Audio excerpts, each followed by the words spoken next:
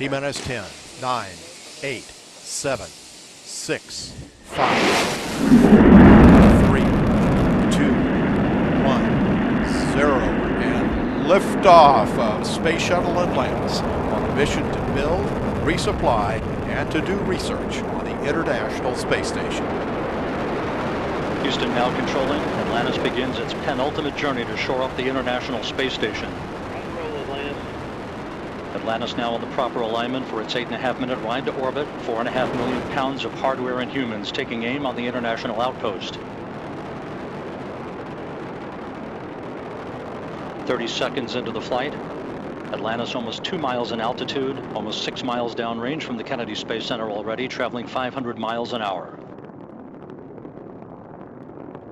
The 3 liquid fuel main engines now throttling back to 72% of rated performance, going into the bucket, reducing the stress on the shuttle as it breaks through the sound barrier.